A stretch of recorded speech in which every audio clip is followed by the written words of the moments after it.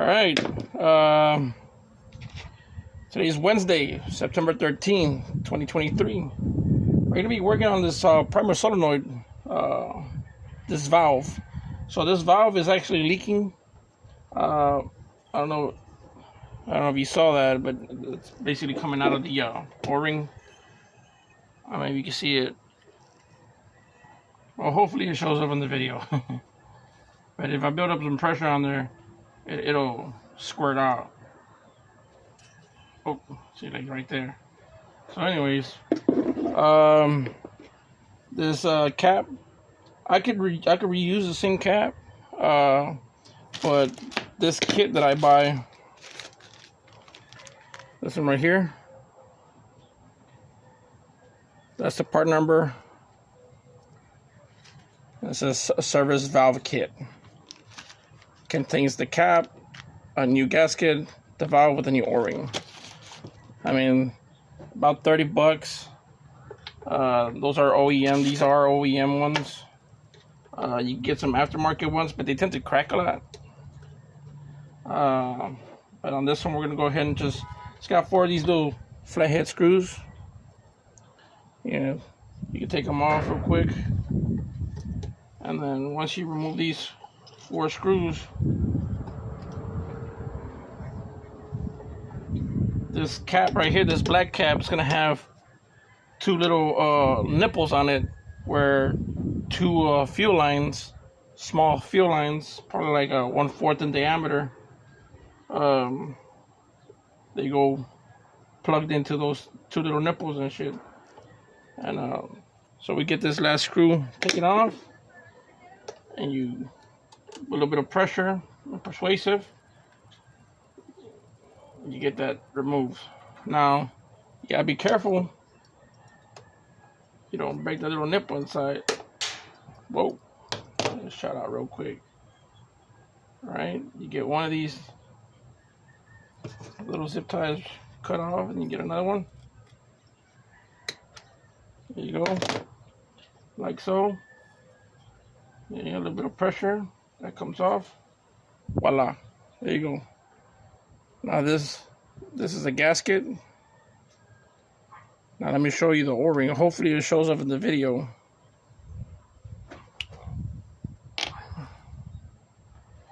So this O-ring was leaking. It's just too dry, that's all it is. I mean, we just changed out the O-ring, but now we're gonna go ahead and put a new kit on there. And get this installed real quick.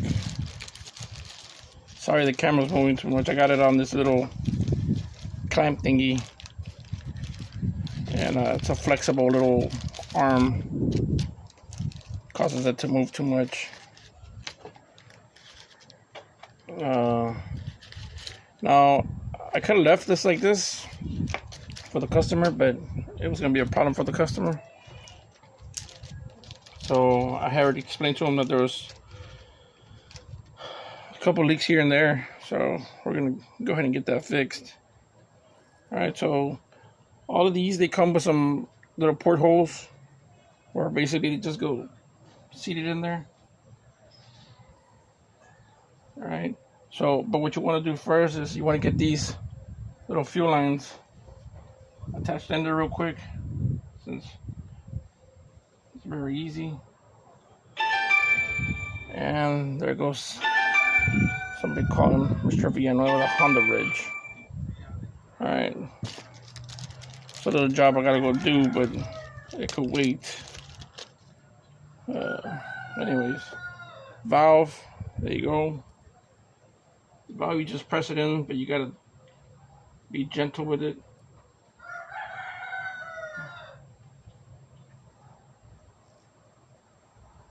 Alright, so that one goes on there like so, and then we put the new gasket on there.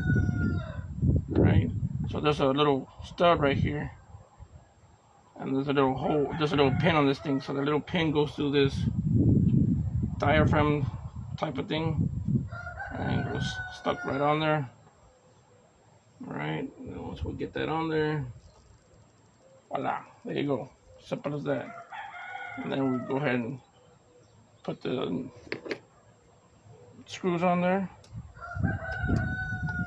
Start this one. Don't snug them too hard. Don't even snug them that much. You know, because these are very brittle plastics. And there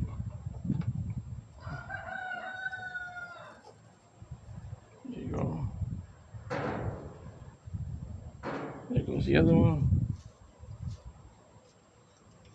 Oh man, I forgot to do something. I forgot to put the zip ties on the little hose.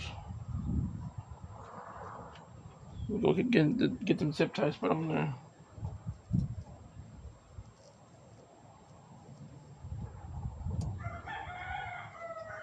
Alright. So I got these zip ties. This one's probably overkill, but that's all I had in hand.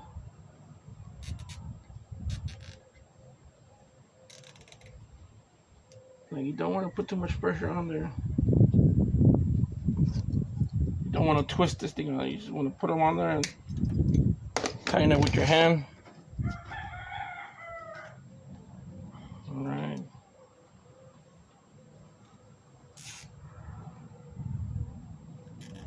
Now I believe this engine's an 85.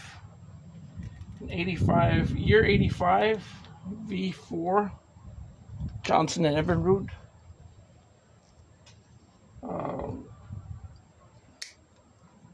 Two-stroke, of course. And the vessel boat is actually a Galaxy. The brand name of the boat is it's a Galaxy. Not sure where exactly they were made, but they do have this vintage classic car looking Galaxy look to it because of the way the rear quarter panel or fender it looks like or whatever. It's an old boat. It's a really old boat. If I'm not mistaken, the year is 85 on the boat as well. Same thing as the vessel.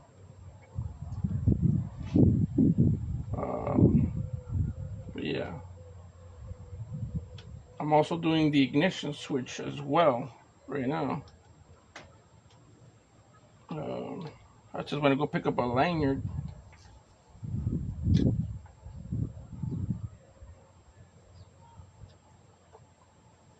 Alright, so that's on.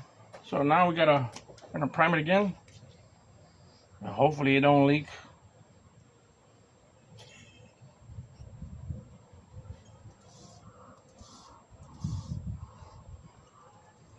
So I think we got a leak on this.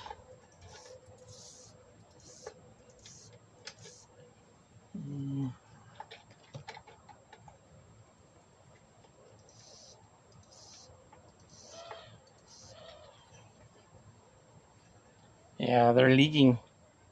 So what I'm gonna do is I'm gonna take this off again and I'm gonna do a fresh cut on these hoses and reconnect them again. And we'll be back on this video again. Well, actually it's only been 8 minutes on the video. So let me go ahead and just remove this again.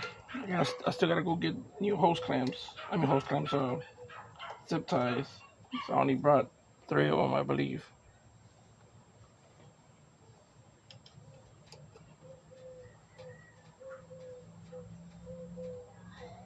So that leakage is to be expected on these hoses, because they are pretty old.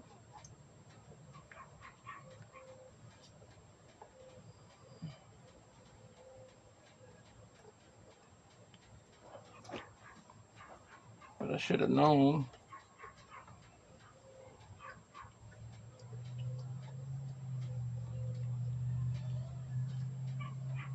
Alrighty. Now, there's not that much slack on this thing, but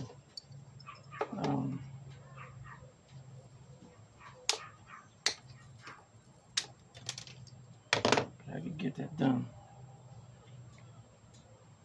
That one came off too fast. Alright, so we're gonna do a fresh cut on this thing. Voila. Oh yeah, that's nice and snug.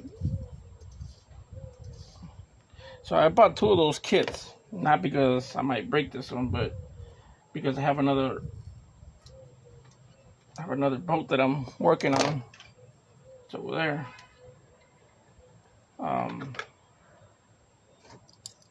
So that one needs a new valve as well. But all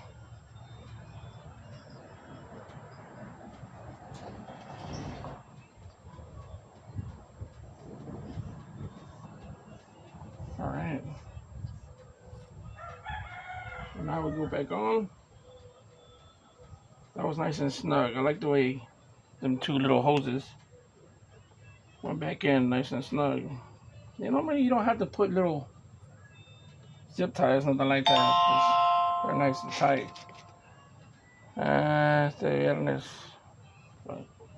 There's one of my customers that still owes me a little bit of money. Now, if you're a good customer, I normally just let you go, you know, because I know you need your vehicle or stuff like that. Trustworthy. I know his uncle. His uncle's brought me his sister's vehicle as well.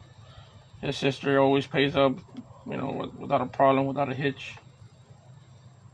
You know, so. But yeah, on that little car, I ended up doing the bumper, the hood, light, stuff like that. But okay. All right, no leak. There you go. I like it. Could be a little tighter though.